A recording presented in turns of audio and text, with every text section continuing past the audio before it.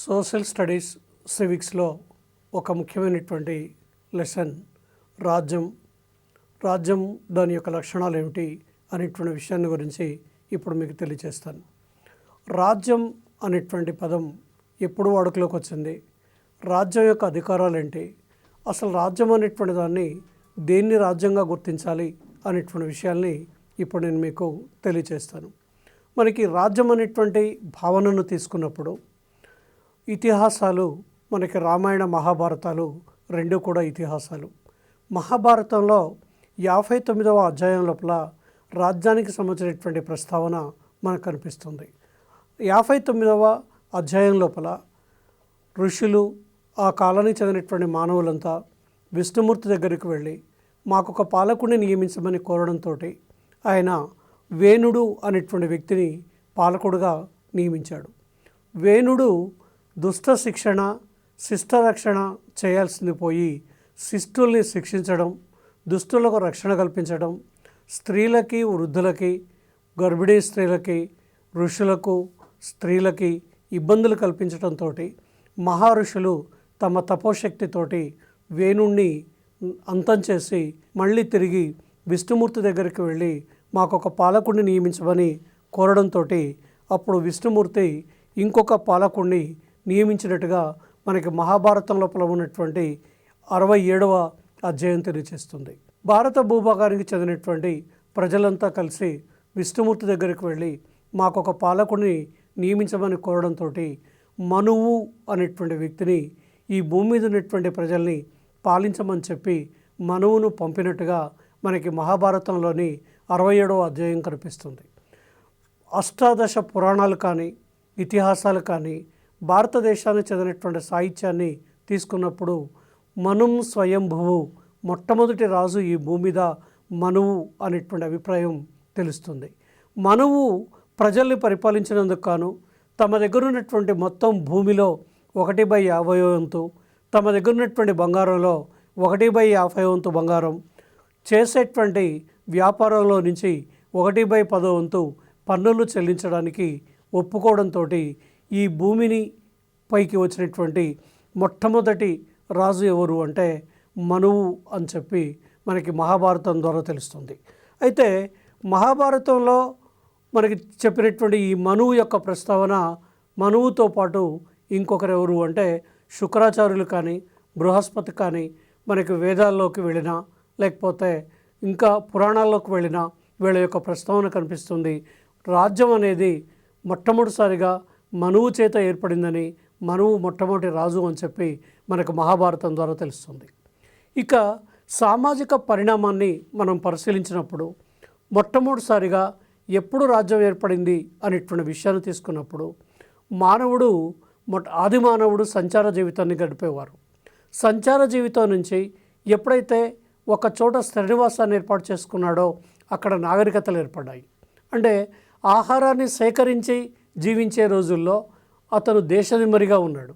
ఆహారాన్ని సేకరించేటువంటి స్థాయి నుంచి ఆహారాన్ని ఉత్పత్తి చేసే స్థాయికి ఎప్పుడైతే చేరుకున్నాడో అప్పుడు స్థిర నివాసాన్ని ఏర్పాటు చేసుకున్నాడు.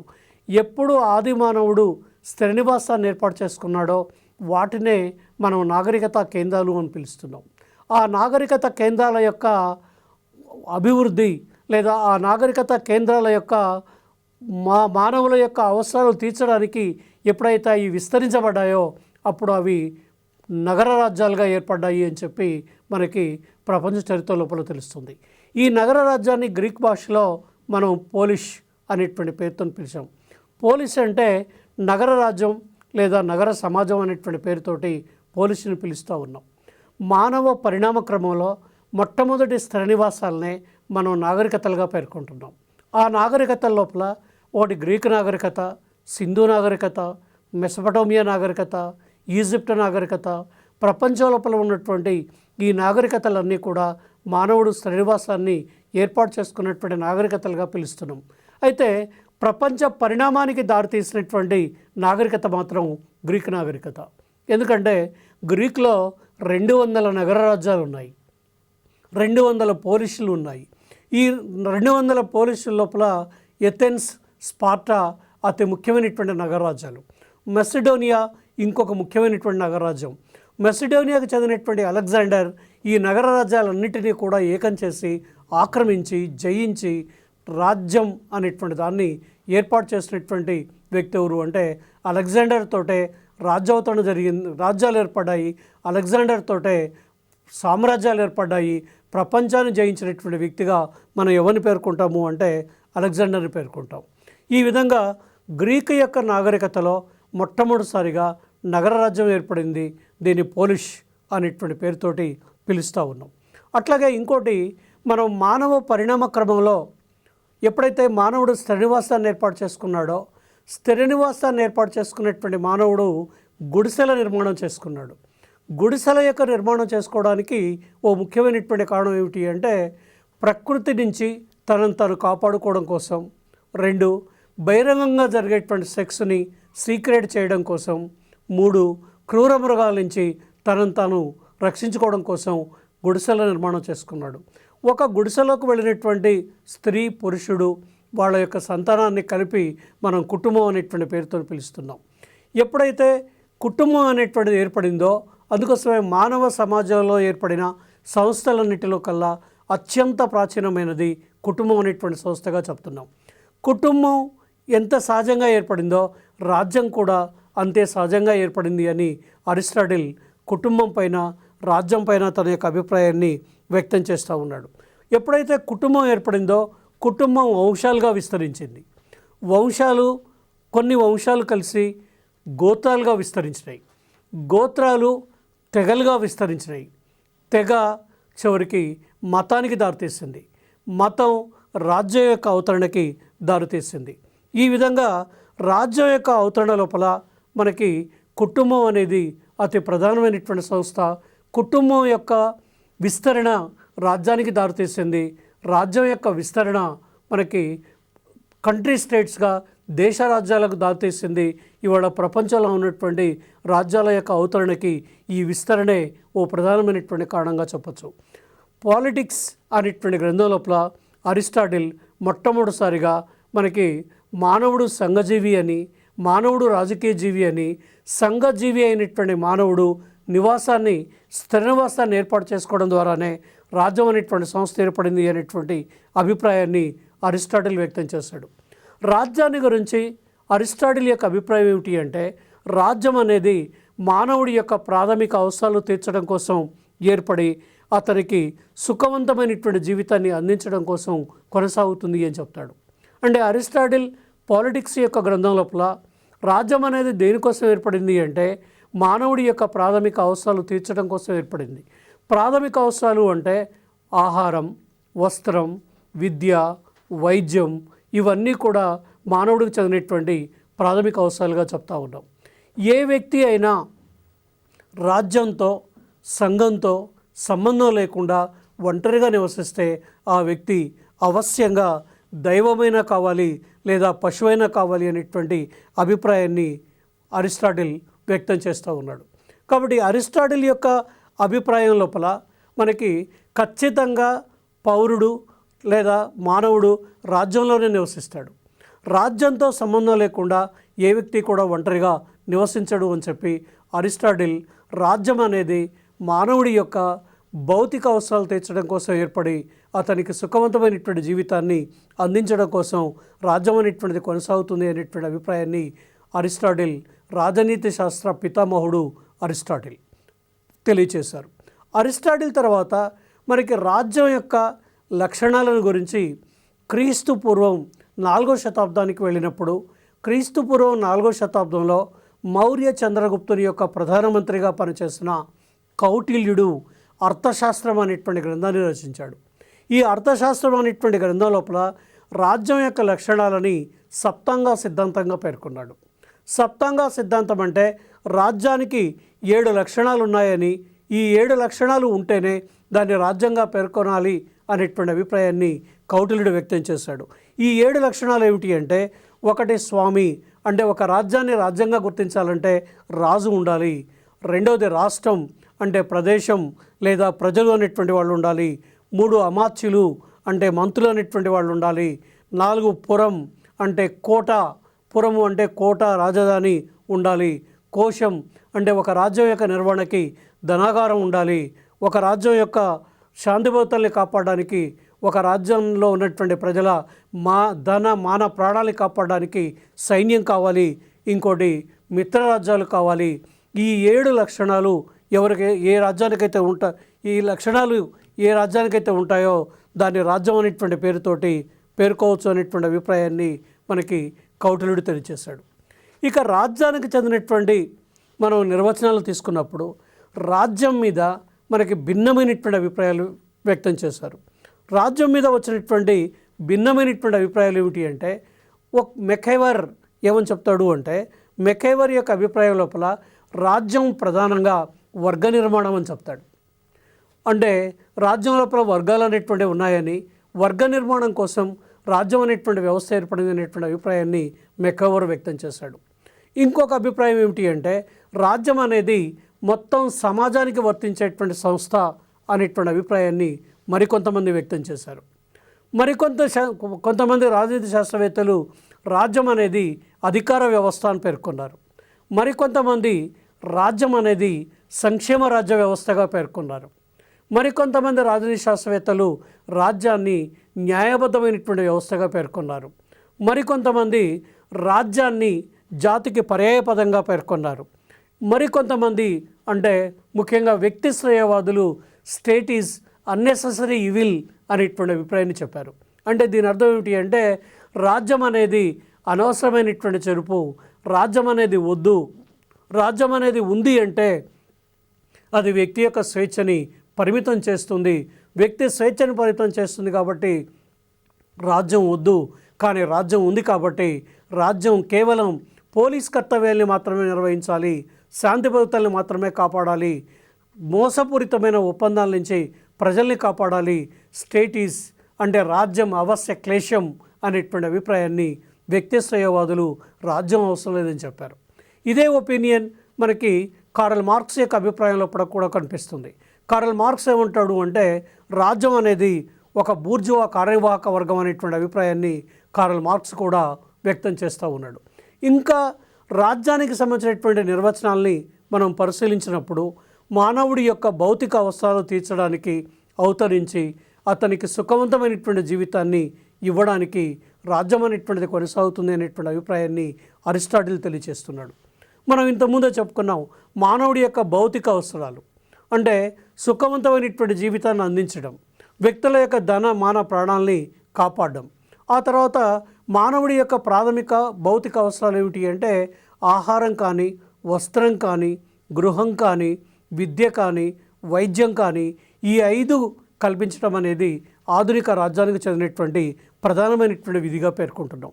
ఇంకా ఇంకొక అభిప్రాయం మనకి వుడ్రో విల్సన్ యొక్క అభిప్రాయం తీసుకుంటే, దేన్ని రాజ్యానిగా గుర్తించాలి అంటే ఆయన ఏమంటాడు అంటే, ఒక నిర్ణీత భూభాగంలో శాసనబద్ధమైన ప్రభుత్వం ఉన్న పౌర సముదాయమే రాజ్యం అని చెప్తాడు. అంటే వుడ్రో విల్సన్ యొక్క అభిప్రాయంలో ఒక రాజ్యాన్ని గుర్తించాలంటే నిర్ణీతమైనటువంటి భూభాగం ఉండాలి. రెండోది ఏమిటి అంటే శాసనబద్ధమైనటువంటి ప్రభుత్వం ఉండాలి. మూడోది ఏమిటి అంటే ప్రజలు ఉండాలి. ప్రజలు, ప్రదేశం, ప్రభుత్వం ఈ 3 ఉంటేనే, ఈ 3 లక్షణాలు ఉంటేనే ఒక రాజ్యాన్ని రాజ్యంగా గుర్తించవచ్చు అనేటువంటి అభిప్రాయాన్ని వుడ్రో విల్సన్ వ్యక్తం చేశాడు. ఆ తర్వాత హెచ్జే లాస్కీ నిర్వచనాన్ని తీసుకుందాం. హెచ్జే లాస్కీ ఏమంటాడు అంటే, ప్రజలు, ప్రభుత్వం ఒక వ్యవస్థలో నివసిస్తూ పాలితులు, పాలకులుగా విభాజితమై ఒక నిర్దిష్ట భౌతిక ప్రదేశంలో సంస్థలన్నిటి మీద ఆధిక్యం కలిగి ఉండే ప్రజా సముదాయమే రాజ్యం అని చెప్తాడు హెచ్జే లాస్కీ. లాస్కీ యొక్క నిర్వచనాన్ని తీసుకున్నప్పుడు ఒక రాజ్యాన్ని రాజ్యంగా గుర్తించాలంటే ప్రజలు ఉండాలి. రెండో ముఖ్యమైనటువంటి అంశం ప్రదేశం లేదా భూభాగం ఉండాలి. మూడో ముఖ్యమైనటువంటి లక్షణం ప్రభుత్వం అనేటువంటిది ఉండాలి. 4వ లక్షణం లాస్కీ తెలియచేస్తారు. ఆ 4వ లక్షణం ఏమిటి అంటే సంస్థలన్నిటి మీద ఆధిక్యతను కలిగి ఉండే, అంటే సంస్థలన్నిటి మీద ఆధిక్యతను కలిగి ఉండేటువంటిది ఏమిటి అంటే సార్వభౌమాధికారం ఉండాలి. అంటే లాస్కీ, వుడ్రో విల్సన్, అరిస్టాటిల్ లేదా ఇంతకుముందు చెప్పినటువంటి అందరూ రాజనీతి శాస్త్రవేత్తల యొక్క అభిప్రాయాల్ని మొత్తాన్ని కూడా తీసుకున్నప్పుడు ఒక రాజ్యాన్ని రాజ్యంగా గుర్తించాలి అంటే ఆ రాజ్యానికి ప్రజలు ఉండాలి, ఆ రాజ్యానికి ప్రదేశం ఉండాలి, ఆ రాజ్యానికి ప్రభుత్వం ఉండాలి, ఆ రాజ్యానికి సార్వభౌమాధికారం ఉండాలి. ఈ 4 లక్షణాలు ఏ రాజ్యానికైతే ఉంటాయో దాన్ని ఏ రాజ్యానికైతే ఉంటాయో దాన్ని రాజ్యంగా గుర్తించవచ్చు అనేటువంటి అభిప్రాయాన్ని వ్యక్తం చేశారు. అయితే మరికొంతమంది రాజనీతి శాస్త్రవేత్తలు అంతర్జాతీయ గుర్తింపు కూడా ఒక రాజ్యానికి అవసరమైనటువంటి అభిప్రాయాన్ని తెలియచేశారు. అంటే మొత్తం రాజనీతి శాస్త్రవేత్తల యొక్క అభిప్రాయాల్ని తీసుకున్నప్పుడు ఒక రాజ్యాన్ని రాజ్యంగా గుర్తించాలంటే ఆ రాజ్యానికి ప్రజలు కావాలి, 2 ప్రదేశం లేదా భూభాగం కావాలి, 3 ప్రభుత్వం కావాలి, 4 రాజ్యం యొక్క అతి ముఖ్య లక్షణం సార్వభౌమాధికారం. ఎందుకంటే సార్వభౌమాధికారం లేకుండా ఒక రాజ్యాన్ని మనం గుర్తించలేం. అయితే ఈ రాజ్యం, స్టేట్ అనే పదాన్ని ఎవరు మొట్టమొదటిసారిగా ఉపయోగించారు అనేటువంటి ప్రశ్న మనకు వస్తుంది. మనకి రాజ్యం లేదా స్టేటో STATO లేదా స్టేట్ STATE స్టేట్ అనే పదాన్ని మొట్టమొదటిసారిగా ఉపయోగించినటువంటి వ్యక్తి 16వ శతాబ్దానికి చెందిన ఇటాలియన్ రాజనీతి శాస్త్రవేత్త మాకియవెల్లి ది ప్రిన్స్ అనేటువంటి గ్రంథాన్ని రచించాడు. ది ప్రిన్స్ అనేటువంటి గ్రంథం లోపల ఆయన స్టాటో అనేటువంటి పదాన్ని ఉపయోగించాడు.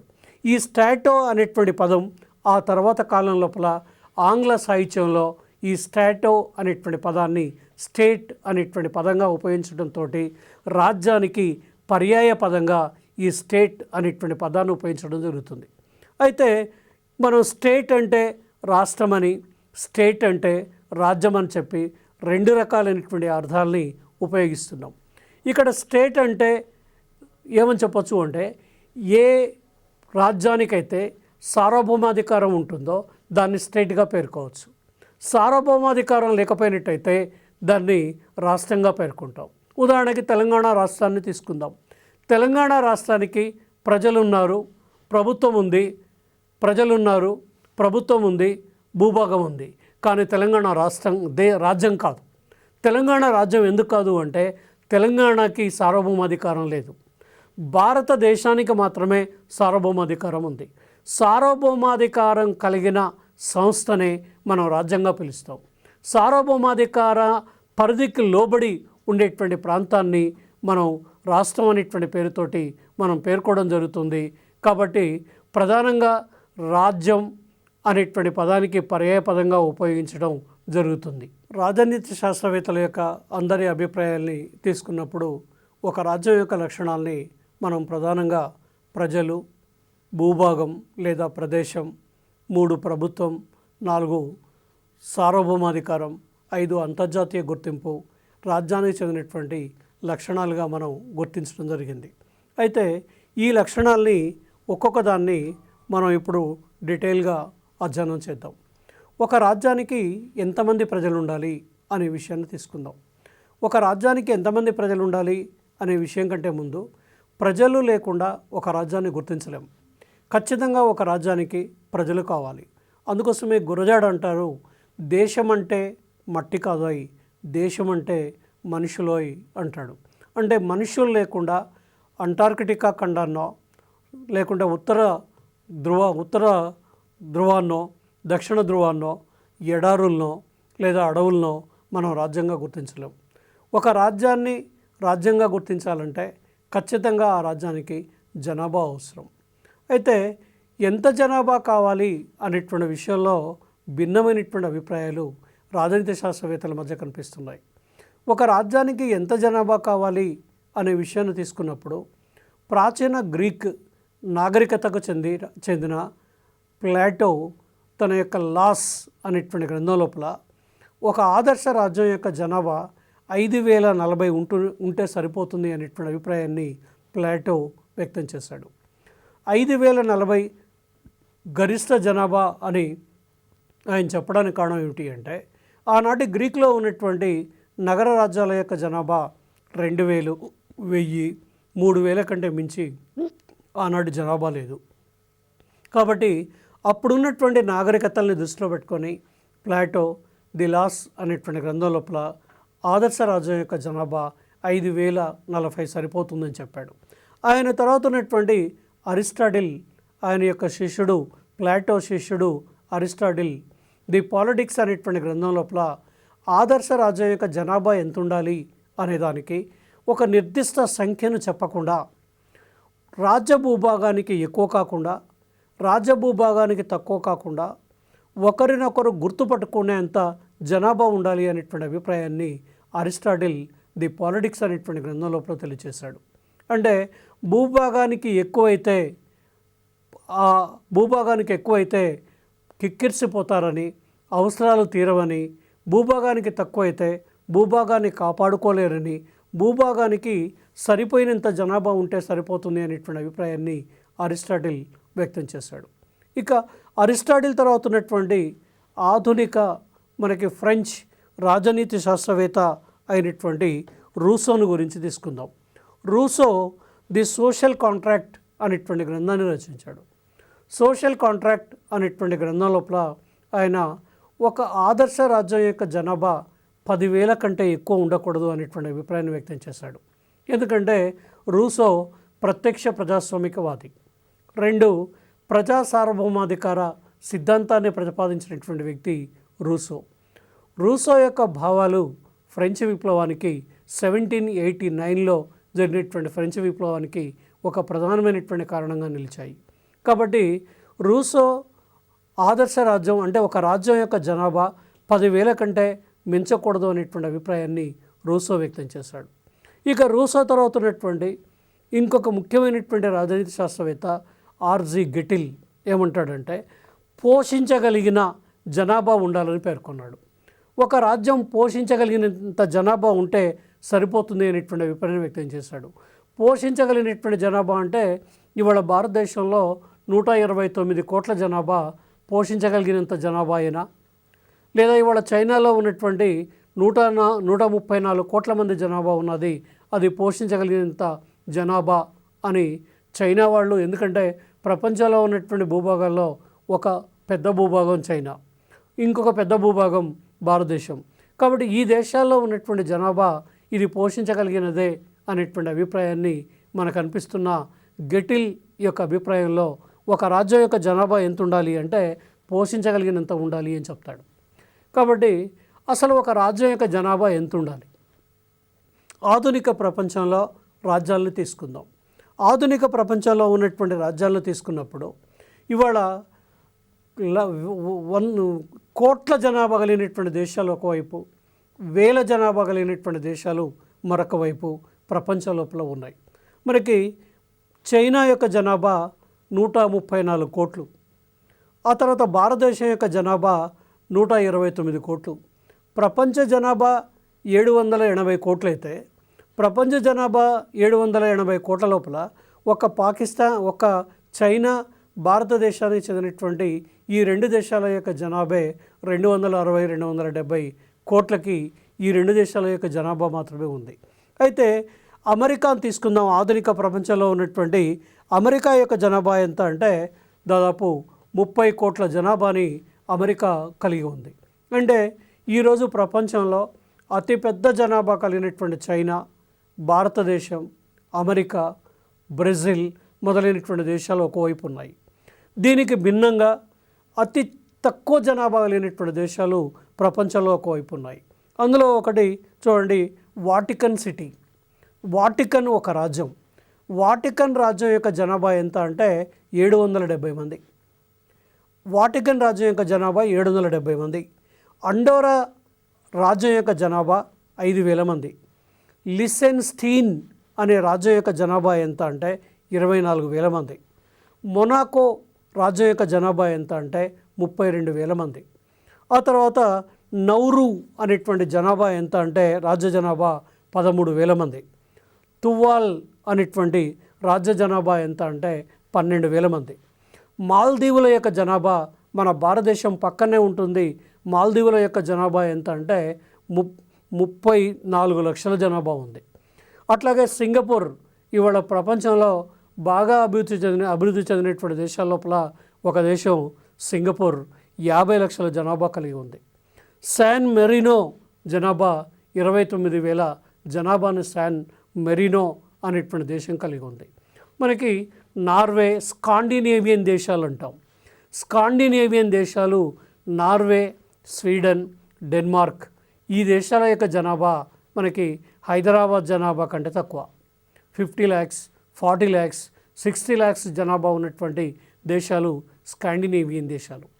ఇవాళ యూరప్ ఖండం మొత్తం జనాభా ఈజ్ ఈక్వల్ టు రష్యాను మినహాయించినట్టయితే యూరప్ ఖండం మొత్తం జనాభా ఈజ్ ఈక్వల్ టు మన ఉత్తరప్రదేశ్ జనాభా. ఉత్తరప్రదేశ్ జనాభా సుమారు 20 కోట్లకు పైగా ఉంది. ఇవాళ యూరప్ ఖండం యొక్క జనాభా కూడా 20 కోట్లకు సమానంగా ఉంది రష్యాని కనుక పక్కకు పెట్టినట్టయితే. అయితే ఒక రాజ్యం యొక్క జనాభా ఎంత ఉండాలి? మనకి ప్రపంచంలో కోట్ల జనాభా కలిగినటువంటి భారతదేశం, చైనా, అమెరికా ఒకవైపు, అతి స్వల్ప జనాభా కలిగినటువంటి రాజ్యాలు ఒకవైపు ఉన్నాయి. మరి ఎలాంటి జనాభా కావాలి అనేటువంటి విషయాన్ని తీసుకుందాం. ఎలాంటి జనాభా కావాలి అనేటువంటి విషయాన్ని తీసుకున్నప్పుడు మనకు తెలుసు 1939 నుంచి 1945 సంవత్సరాల మధ్యకాలంలో మనకి రెండవ ప్రపంచ యుద్ధం కొనసాగింది. రెండవ ప్రపంచ యుద్ధం జరిగే రోజుల్లో జపాన్ పైన అమెరికా అణుబాంబును ప్రయోగించింది. జపాన్ లోపల ఉన్నటువంటి హిరోషిమా, నాగాసాకి మీద అణుబాంబులు వేసింది. రెండవది ఏమిటి అంటే రెండవ ప్రపంచ యుద్ధంలో జపాన్ అన్ని రకాలుగా నష్టపోయింది. అంటే ఎంత నష్టం జరిగింది జపాన్కి అంటే ఊహించనంతగా నష్టం జరిగింది. ఊహించనంతగా నష్టం జరిగినటువంటి జపాన్ ఒక 20 సంవత్సరాలుగా అంటే 1960 నాటికి అమెరికా యొక్క సైన్యం ఎప్పుడైతే పక్కకి వెళ్ళిపోయిందో, అమెరికా సైన్యం పక్కకు వెళ్ళిపోయిన తర్వాత 1960 తర్వాత మళ్ళీ శాస్త్ర సాంకేతిక రంగాలలో, వ్యవసాయ రంగంలో, అన్ని రంగాల లోపల ఇవాళ ప్రపంచంలో సాంకేతిక పరిజ్ఞానంలో జపాన్ ఒక గొప్ప అభివృద్ధి చెందినటువంటి దేశంగా తయారైంది. జపాన్ గొప్ప అభివృద్ధి చెందినటువంటి దేశంగా తయారు కావడానికి గల కారణం ఏమిటి అంటే అక్కడ ప్రజలు కష్టపడి పనిచేసేటువంటి స్వభావం ఉన్నటువంటి ప్రజలు ఉండడం. కష్టపడి పనిచేసేటువంటి స్వభావం ఉన్నటువంటి ప్రజలు ఏ దేశంలో ఉంటారో ఆ దేశం అభివృద్ధి చెందుతుంది. కాబట్టి 15 కోట్ల జనాభా ఉన్నటువంటి జపాన్ 1960 తర్వాత అమెరికా నుండి బయటకు వచ్చి, అమెరికా సైన్యం వెళ్ళిపోవడంతో అమెరికా పాలన నుండి బయటకు వచ్చి రాజ్యాంగబద్ధమైనటువంటి రాచరికాన్ని కలిగి ఉండి అన్ని రంగాల లోపల ముఖ్యంగా సాంకేతిక పరిజ్ఞానంలో ఇవాళ ప్రపంచంలో అత్యంత అభివృద్ధి చెందిన దేశాల్లో ఒక దేశంగా అభివృద్ధి చెందడానికి అక్కడి ప్రజల కష్టపడే స్వభావమే ఒక ప్రధానమైనటువంటి కారణంగా చెప్పచ్చు. కాబట్టి ఒక రాజ్యంలో ఎంత జనాభా అనేది కాదు ముఖ్యం కావాల్సింది, ఎటువంటి జనాభా అనేటువంటిది చాలా ముఖ్యమైనటువంటి అంశం. కష్టపడి పనిచేసే స్వభావం ఉన్నటువంటి జనాభా కావాలి. మనకి ప్రజాజీవనంలో ఒక సామెత కూడా ఉంది, మోదుగులున్న అడవి, మగపిల్లలున్న ఇల్లు ఎప్పుడూ చెడిపోదు అనేటువంటి ఓ సామెత కూడా ఉంది. ఎందుకంటే మగపిల్లలు ఉంటే ఆ కుటుంబం బాగుపడుతుంది, మోదుగులు ఉంటే ఆ అడవి బాగా దట్టమైనటువంటి అడవిగా తయారవుతుంది అనేటువంటి ఒక సామెత కూడా మనకి ప్రచారంలో ఉంది. అయితే ఇవాళ జనాభా అనేటువంటి విషయాన్ని తీసుకున్నప్పుడు అతి స్వల్ప జనాభా ఉన్నటువంటి రాజ్యాలు సంతానాన్ని అంటే ఆ దేశ యొక్క జనాభాను పెంచడానికి అనేక రకాలైనటువంటి పథకాల్ని అమలు చేస్తూ ఉన్నారు. ఉదాహరణకి ఒకప్పుడు సోవియట్ రష్యా లోపల 7 మంది పిల్లల్ని కన్నటువంటి తల్లికి మదర్ గ్లోరీ అని బిరుదిచ్చేవాళ్ళు. అదే సోవియట్ రష్యా లోపల ఒకప్పుడు 10 మంది పిల్లల్ని కన్నటువంటి తల్లికి మదర్ హీరోయిన్ అనేటువంటి బిరుదిచ్చేవాళ్ళు. మదర్ హీరోయిన్, మదర్ గ్లోరీ అనేటువంటి బిరుదులు ఇవ్వడంతో పాటు వాళ్ళకి ఏమి ఇచ్చేవాళ్ళు అంటే రాజ్యమే ఆర్థిక సాయం చేస్తుంది. అమ్మ మీరు బాగా పిల్లల్ని కనండి, దేశానికి అవసరమైనటువంటి జనాభాని అందించండి అని చెప్పి గ్రాంటినైడ్ ఆ కుటుంబాలకు ఇచ్చేటువంటి పరిస్థితి మనకి గతంలో రష్యాలో ఉంది. ఇప్పుడు కూడా ప్రపంచంలో చాలా దేశాలు ఎక్కువ మంది పిల్లల్ని కన్నటువంటి తల్లులకి, కుటుంబాలకి రాజ్యం గ్రాంటినైడ్ ఇస్తూ ఉంది. రాజ్యం గ్రాంటినైడ్ ఇచ్చి ఎక్కువ మంది పిల్లల్ని కంటే మీ పిల్లల యొక్క సంరక్షణ బాధ్యతలను స్వీకరిస్తామని చెప్తున్నారు. కొన్ని దేశాల్లో అయితే, జపాన్ లాంటి దేశాల్లో అయితే 4 పిల్లల్ని కన్నటువంటి తల్లికి కారుని బహుమతిగా ఇస్తున్నారు. ఎందుకంటే నువ్వు పిల్లల్ని వెంటబెట్టుకొని బయటికి పోవాలంటే కష్టం కాబట్టి ఈ కారులో వెళ్ళు అని చెప్తున్నారు. ఫాసిజం, నాజిజం అమల్లో ఉన్నటువంటి రోజుల లోపల ఫాసిజం ఇటలీలో అమల్లో ఉంది, నాజిజం జర్మనీలో అమల్లో ఉన్నటువంటి కాలం లోపల ఎక్కువ మంది పిల్లల్ని కన్నటువంటి తల్లులకి బిరుదులు ఇవ్వడమే కాకుండా పిల్లల్ని కన్నటువంటి స్త్రీలని దేశద్రోహులుగా గుర్తించి వాళ్ళపైన అధికంగా పన్నులు వేసేటువంటి పరిస్థితి ఇంతకుముందు జర్మనీలో, ఇంతకుముందు ఇటలీ అనేటువంటి రాజ్యంలో ఉంది. ఇవాళ యూరప్ ఖండంలో చాలా రాజ్యాల లోపల ఎక్కువ మంది పిల్లలు కన్నటువంటి తల్లులకి ఇన్సెంటివ్స్ అంటే సంక్షేమ పథకాల్ని అందించి వాళ్ళని ప్రోత్సహిస్తున్నటువంటి స్థితి ఇవాళ మనకి యూరప్ ఖండంలో ఉంది. అందుకోసమే ఒక రాజ్యానికి ఎంత జనాభా కావాలి అనేటువంటి విషయంలో ఇప్పటి వరకు కూడా స్పష్టత లేదు. అయితే ఎలాంటి జనాభా కావాలి అంటే కష్టపడి పనిచేసే జనాభా కావాలి. ఏ రాజ్యంలో అయితే కష్టపడి పనిచేసేటువంటి జనాభా ఉంటుందో ఆ జనాభా ఉన్నటువంటి దేశం చాలా సంపన్నమైనటువంటి దేశంగా, అభివృద్ధి చెందినటువంటి దేశంగా ఉంటుంది. అట్లాగే ఇంకోటి ఏమిటి అంటే ఆ దేశంలో ఉండేటువంటి వాతావరణ పరిస్థితులు కూడా అనుకూలంగా ఉండాలి. ఎందుకంటే అత్యధిక ఉష్ణోగ్రత ఉన్నటువంటి ప్రాంతాల్లో ఉన్నటువంటి ప్రజలు తక్కువ శ్రమ చేయడానికి అవకాశం ఉంటుంది.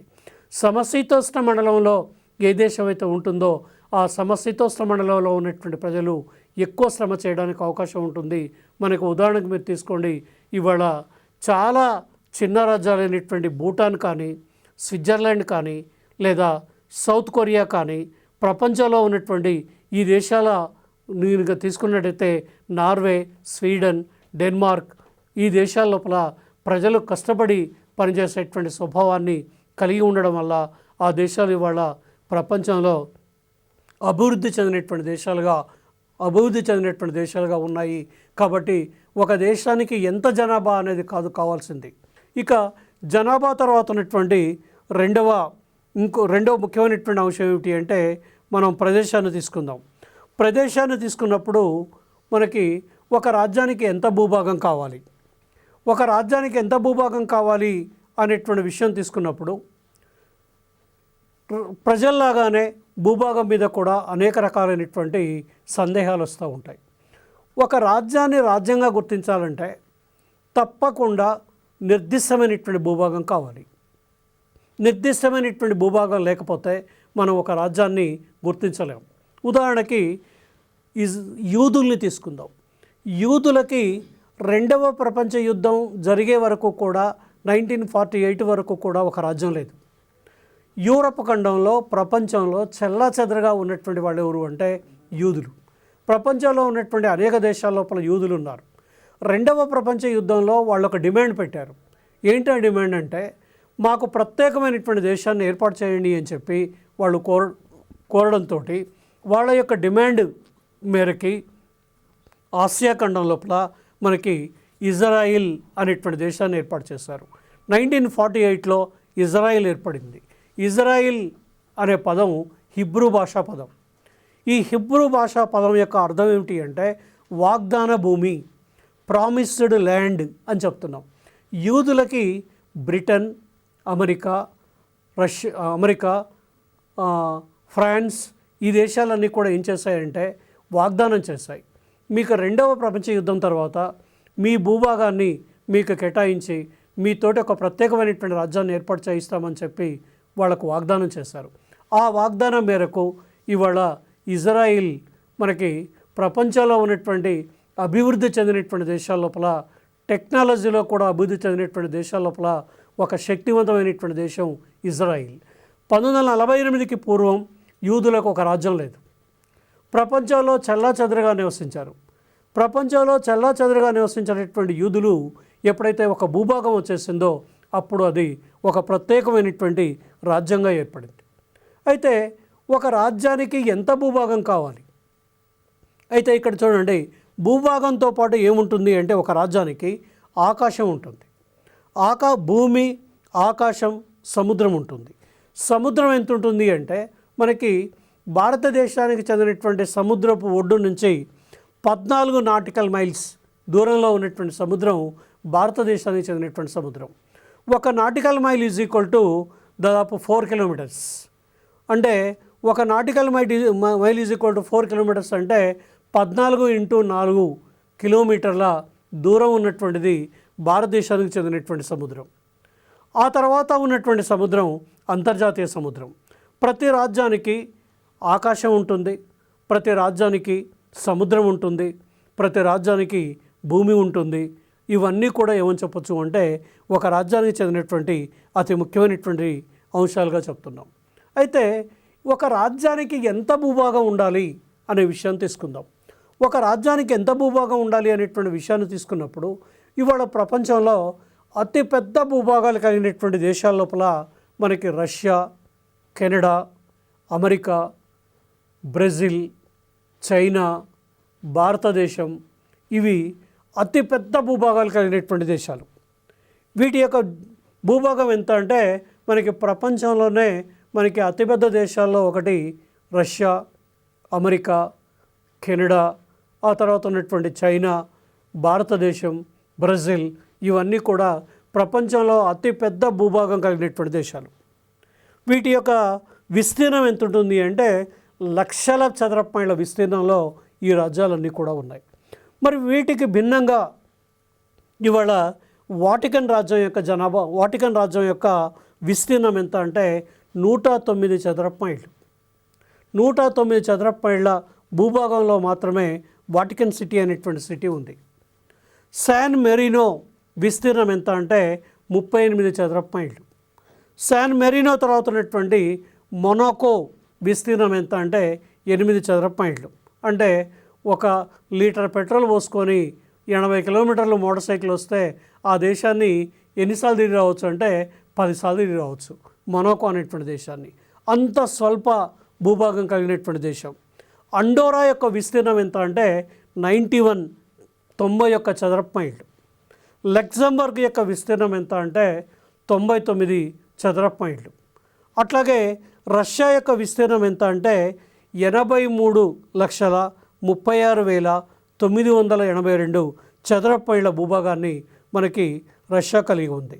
కాబట్టి ఈ విధంగా ప్రపంచం లోపల అతిపెద్ద విస్తీర్ణం కలిగినటువంటి రాజ్యాలు ఒకవైపు, స్వల్ప విస్తీర్ణం కలిగినటువంటి రాజ్యాలు ఒకవైపు, భిన్నమైనటువంటి రాజ్యాలు ఉన్నాయి. అయితే ఒక రాజ్యానికి ఎంత కావాలి భూభాగం అనేటువంటి విషయం తీసుకుందాం. ఒక రాజ్యానికి ఎంత భూభాగం కావాలి అనేటువంటి విషయం కంటే ఎటువంటి భూభాగం ఉంది అనేటువంటిది అత్యంత ప్రధానమైనటువంటి విషయం.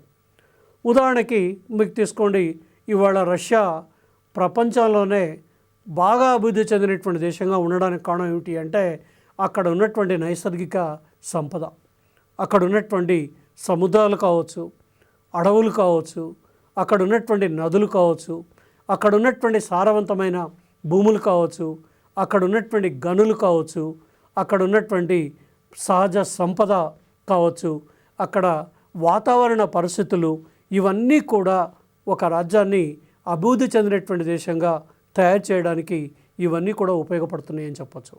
కాబట్టి ఒక రాజ్యం యొక్క అభివృద్ధి దేని మీద ఆధారపడి ఉంటుంది అంటే మనకి సహజ సంపద మీద ఆధారపడి ఉంటుంది. ఇవాళ అమెరికా తర్వాత ఉన్నటువంటి చిన్న దేశాలు అయినప్పటికీ కూడా మీరు చూడండి, బ్రిటన్ కానీ, ఫ్రాన్స్ కానీ, జర్మనీ కానీ ఈ దేశాలు చాలా శక్తివంతమైనటువంటి దేశాలు. దీనికి కారణం ఏమిటి అంటే సహజ సంపద లభించడం, సహజ సంపద అపారంగా ఉండడం. ఈ సహజ సంపదను ఆధారంగా చేసుకొని అభివృద్ధి చెందినటువంటి శక్తివంతమైనటువంటి దేశాలుగా ఉన్నాయి. మధ్యప్రాచ్య దేశాలు తీసుకుందాం. మధ్యప్రాచ్య దేశాల లోపల మనకి KSA కానీ, కింగ్డమ్ ఆఫ్ సౌదీ అరేబియా కానీ, లెబనాన్, లేకపోతే సిరియా, లేకపోతే ఉన్నటువంటి యెమెన్, జోర్డాన్ ఈ దేశాలు కనుక తీసుకున్నట్టయితే మనకి సౌదీ అరేబియా ఈ దేశాలు తీసుకుంటే అక్కడ ఒకే రకమైనటువంటి న్యాచురల్ రిసోర్స్ ఉంది, ఆయిల్ మాత్రమే దొరుకుతుంది. ఆ ఆయిల్ని ఎక్స్పోర్ట్ చేసి కూరగాయలు కొనుక్కోవాలి, మంచినీళ్ళు కొనుక్కోవాలి, వాళ్ళకు కావాల్సినటువంటి అన్ని రకాలైనటువంటి ఆహార పదార్థాలని, సాంకేతిక పరిజ్ఞానాన్ని దిగుమతి చేసుకోవాల్సినటువంటి పరిస్థితి. ఒక ఆయిల్ రిఫైనరీల మీదనే వాళ్ళు తమని బయట దేశాల నుంచి దిగుమతి చేసుకునేటువంటి పరిస్థితి మధ్యప్రాచ్య దేశాల లోపల కనిపిస్తూ ఉంది. అందుకోసమే ఒక రాజ్యం బాగా అభివృద్ధి చెందాలి అంటే సమశీతోష్ణ మండలంలో ఉండాలి. ఉష్ణ మండలంలో ఉన్నట్లయితే ఆ దేశం అభివృద్ధి చెందడానికి అవకాశాలు తక్కువగా ఉంటాయి. ఉష్ణమండలంలో కాకుండా అతి శీతల ప్రాంతంలో ఉండకూడదు, ఆ తర్వాత సమశీతోష్ణ మండలంలో ఉష్ణ ప్రాంతంలో ఉండకూడదు. సమశీతోష్ణ మండలంలో ఉన్నట్టయితే అక్కడ ప్రజలు కష్టపడి పనిచేసే స్వభావం ఉంటుంది. ఇవాళ భారతదేశం ప్రజలు యువకులు పెద్ద ఎత్తున అమెరికాకు, బ్రిటన్కి, జర్మనీకి లేదా ఐర్లాండ్కి, కెనడాకి వలస వెళుతున్నారు. ఇక్కడ వాతావరణం అక్కడ వాతావరణంతో పోల్చుకున్నప్పుడు ఇక్కడ 35-40 డిగ్రీల ఉష్ణోగ్రత ఉన్నప్పుడు పనిచేస్తున్నటువంటి యువకులు అక్కడ 15, 12, 10 డిగ్రీల యొక్క ఉష్ణోగ్రత ఉన్నప్పుడు ఇక్కడ 10 గంటలు చేసే పిల్లవాళ్ళు యువకులు అక్కడ 20 గంటలు పనిచేసేటువంటి శక్తి వాళ్ళ లోపల ఏర్పడుతూ ఉంది.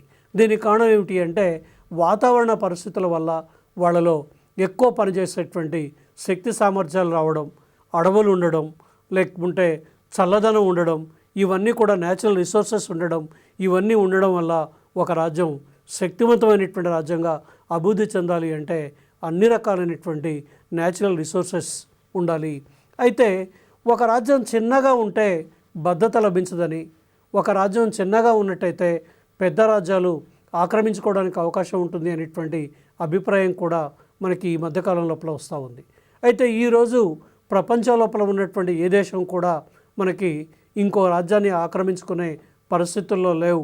ఎందుకంటే ఇవాళ యుద్ధం అంటూ జరిగితే అది మానవ వినాశనానికి దారితీస్తుంది, నాగరికత అంతం కావడానికి కారణమయ్యేటువంటి శాస్త్ర సాంకేతిక పరిజ్ఞానంతో కూడినటువంటి ఆయుధాలు మనం తయారు చేసుకున్నాం. కాబట్టి ఇవాళ చిన్న రాజ్యమైన పెద్ద రాజ్యమైన స్వతంత్రంగా మనుగడను సాగించేటువంటి పరిస్థితి ఇవాళ ప్రపంచం లోపల ఉంది. కాబట్టి ఒక రాజ్యానికి ఎంత భూభాగం కావాలి అనేటువంటి దానికంటే మనకి ఎటువంటి భూభాగం అనేటువంటి దానికి అత్యధికమైనటువంటి ప్రాధాన్యత ఉంది.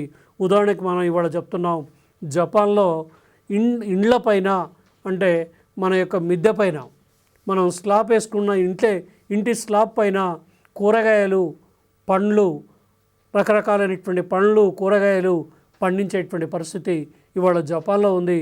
ఇవాళ జపాన్లో హెక్టార్కి 120 క్వింటాల ధాన్యం పండిస్తున్నారు. మనం భారతదేశానికి వస్తే ఎకరానికి 18 నుంచి 20 క్వింటాల ధాన్యం మనం పండిస్తే వాడు 50 నుంచి 60 క్వింటాల ధాన్యం పండించేటువంటి పరిస్థితి ఇవాళ జపాన్ దేశంలో ఉంది. దీనికి కారణం ఏమిటి అంటే అక్కడ ఉన్నటువంటి భూములు, అక్కడ ఉన్నటువంటి సాంకేతిక పరిజ్ఞానం ఓ ప్రధానమైనటువంటి కారణంగా చెప్పచ్చు. కాబట్టి ఒక రాజ్యానికి ముఖ్యమైనటువంటి లక్షణాల లోపల ప్రజలు ఒక లక్షణం అయితే రెండో లక్షణాన్ని ప్రదేశం రెండో లక్షణంగా పేర్కొంటున్నాం. ఇక మూడవ లక్షణం ఏమిటి అంటే ఒక రాజ్యానికి ప్రభుత్వం అనేది అతి ముఖ్యమైనటువంటి లక్షణం. ప్రభుత్వం లేకుండా ఒక రాజ్యం అనేటువంటిది ఉండదు. ప్రభుత్వం లేని ప్రజా సముదాయం అసంబద్ధమైన అరాచకమైనటువంటి గుంపుగా మిగిలిపోతుంది అని గెటిల్ పేర్కొన్నాడు. అంటే ఒక రాజ్యాన్ని రాజ్యంగా పేర్కోవాలంటే ఆ రాజ్యానికి ఆ రాజ్య ప్రజల చేత ఎన్నుకోబడినటువంటి ప్రభుత్వం ఉండాలి. ఆ రాజ్య ప్రజల చేత ఎన్నుకోబడినటువంటి ప్రభుత్వం ఉన్నప్పుడు మనకి దాన్ని రాజ్యంగా గుర్తిస్తాం. ఉదాహరణకి 1947 ఆగస్టు 15 కంటే పూర్వం భారతదేశానికి రాజ్యం అనేటువంటి భారతదేశంలో ఉన్నటువంటి ప్రభుత్వం భారతదేశం ప్రజల చేత ఏర్పడిన ప్రభుత్వం కాదు. ఇంపీరియల్ గవర్నమెంట్, సామ్రాజ్యవాద ప్రభుత్వం భారతదేశంలో ఉండేది. బ్రిటిష్ రాణి యొక్క అధికారానికి లోబడి భారతదేశంలో ప్రభుత్వాలు పనిచేసేవి. కాబట్టి అవాళ భారతదేశంలో ఉన్నటువంటి ప్రభుత్వాన్ని మనం భారతీయుల ప్రభుత్వంగా గుర్తించలేదు, దాన్ని ఒక సామ్రాజ్యవాద ప్రభుత్వంగా గుర్తించడం. మనకి ఒక రాజ్యంగా గుర్తించాలంటే ఆ రాజ్య ప్రజల చేత ఎన్నుకోబడినటువంటి ప్రభుత్వం కావాలి. ఎక్కడో కీలుబొమ్మ ప్రభుత్వాన్ని ఏర్పాటు చేసి లేదా విదేశాల్లో ప్రభుత్వాన్ని ఏర్పాటు చేసి ఆ విదేశాల్లో ఏర్పాటు చేసినటువంటి ప్రభుత్వంతో ఈ రాజ్యం యొక్క ప్రభుత్వం ఇది అని చెప్పుకుంటే దాన్ని రాజ్యంగా గుర్తించరు.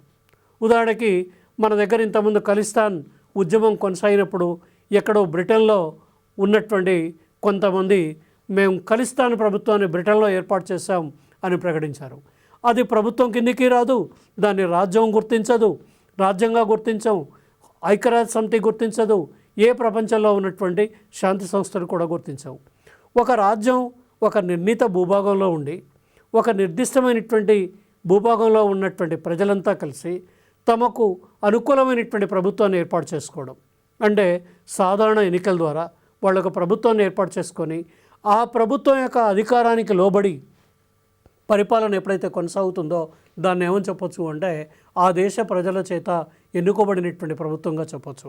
కాబట్టి రాజ్యం అంటే మనం ఏం చెప్తున్నామంటే ఆచరణలో ప్రభుత్వం ఏం చెప్తున్నాం. రాజ్యం మనకి ఎక్కడ కనిపిస్తుంది అంటే ప్రభుత్వంలో కనిపిస్తుంది. రాజ్యం ప్రభుత్వంలో కనిపిస్తుంది కాబట్టి రాజ్యం అంటే ఆచరణలో ప్రభుత్వమైనటువంటి అభిప్రాయాన్ని మెకేవర్ తెలియచేస్తూ ఉన్నాడు. అయితే ఈ ప్రభుత్వం లోపల కూడా మనకి ప్రధానంగా 3 అంగాలు ఉన్నాయి. ఈ ప్రభుత్వం లోపల ఉన్నటువంటి 3 ప్రధానమైనటువంటి అంగాలు ఏమిటి అంటే 1 శాసనసభ, 2 కార్యనిర్వాహక శాఖ, 3 న్యాయశాఖ అనేటువంటి 3 అంగాలు పనిచేస్తూ ఉన్నాయి. కాబట్టి ఈ 3 అంగాలు మనకి ప్రభుత్వంలో పనిచేస్తున్నాయి. ఈ ప్రజలకి ఆ తర్వాత ఉన్నటువంటి ప్రజలు అందరూ కలిసి ఈ ప్రభుత్వాన్ని ఏర్పాటు చేసుకోవడం జరుగుతుంది. ప్రజలందరూకి సమ్మతి ఉన్నంతకాలం ఆ ప్రభుత్వం కొనసాగుతుంది. ప్రజల యొక్క సమ్మతిని ఆ ప్రభుత్వం ఎప్పుడైతే కోల్పోతుందో ఆ ప్రభుత్వం దిగిపోతుంది. అంటే ప్రభుత్వం అనేది తాత్కాలికమైనటువంటిది. ఒక 4 సంవత్సరాలకు అమెరికాలో ఏర్పడింది, 5 సంవత్సరాలకి భారతదేశంలో ఏర్పడింది. ఈ విధంగా ప్రభుత్వం అనేది ఒక నియమిత కాలానికి ప్రజల చేత సాధారణ ఎన్నికల ద్వారా ప్రభుత్వం అనేటువంటిది ఏర్పడుతుంది. ప్రభుత్వమే ఆచరణలో రాజ్యంగా పనిచేస్తుంది. ఈ విధంగా ఒక రాజ్యాన్ని రాజ్యంగా గుర్తించాలంటే ఆ రాజ్యానికి అతి ముఖ్యమైనటువంటి లక్షణంగా ఏమని చెప్తున్నాము అంటే ప్రభుత్వం అని చెప్తున్నాం. ఇక 4వ లక్షణాన్ని సార్వభౌమాధికారంగా పేర్కొంటున్నాం. ఒక రాజ్యానికి చెందినటువంటి ముఖ్య లక్షణం సార్వభౌమాధికారం. అందుకోసమే రాజ్య ముఖ్య లక్షణం సార్వభౌమాధికారం. సార్వభౌమాధికారం లేకపోతే ఒక రాజ్యాన్ని రాజ్యంగా గుర్తించలేం. అయితే ఈ సార్వభౌమాధికారం అనేటువంటి సిద్ధాంతాన్ని మొట్టమొదట ప్రతిపాదించినటువంటి వ్యక్తి ఎవరు అంటే బోడిన్.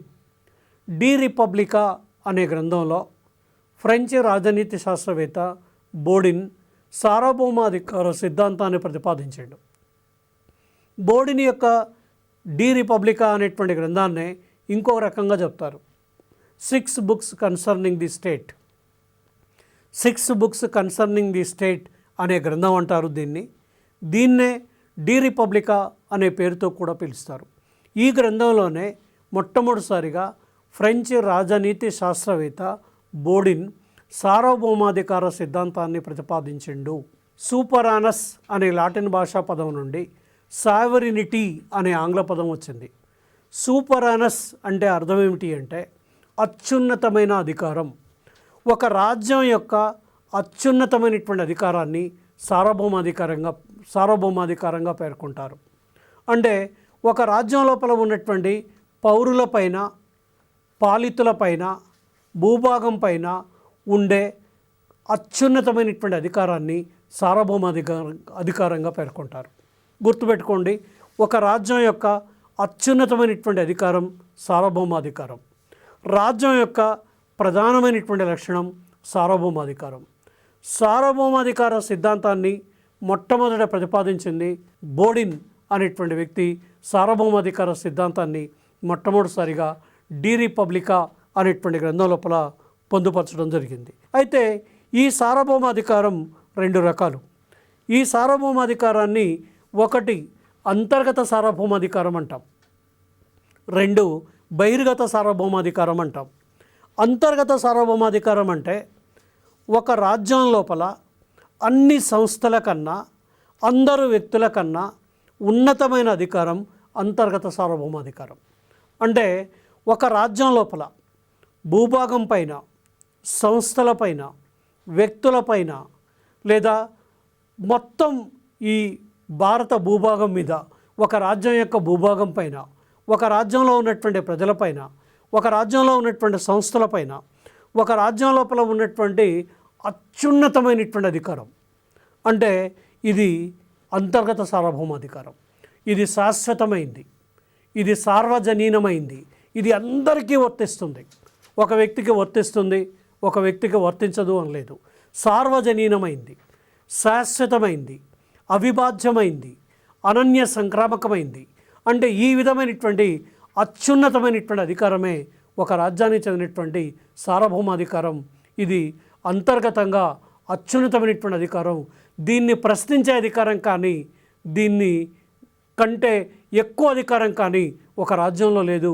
ఒక రాజ్యానికి చెందినటువంటి అత్యున్నత అధికారమే సార్వభౌమాధికారంగా, అంతర్గత సార్వభౌమాధికారంగా పేర్కొంటూ ఉన్నాం. సార్వభౌమాధికారంలో రెండవది బహిర్గత సార్వభౌమాధికారం.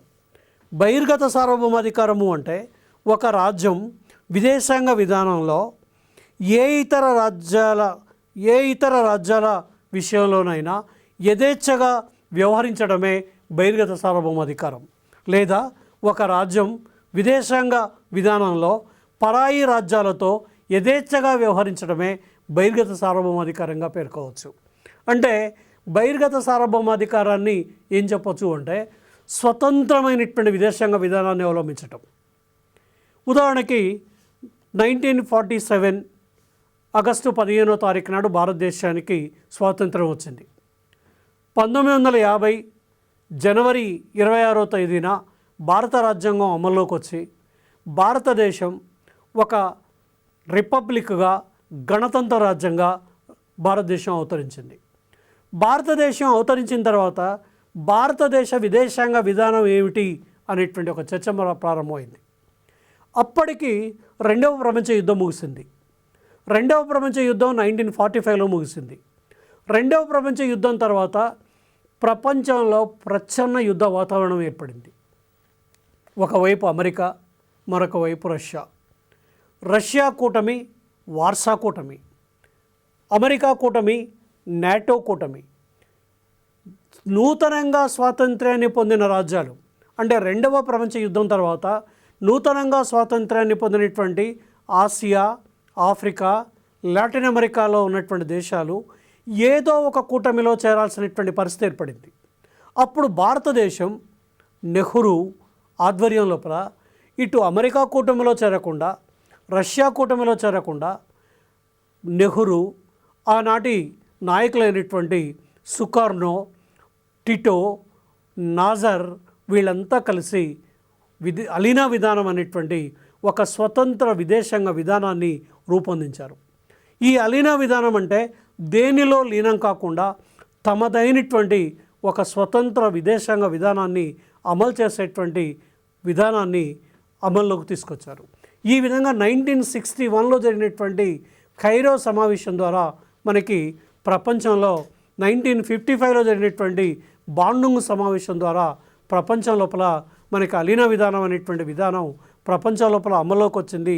ఈ అలీనా విధానం అమల్లోకి రావడంతో మనం ఇటు అమెరికా కూటమిలో చేరకుండా, రష్యా కూటమిలో చేరకుండా స్వతంత్రమైనటువంటి విదేశాంగ విధానాన్ని మనం అవలంబిస్తూ ఉన్నాం.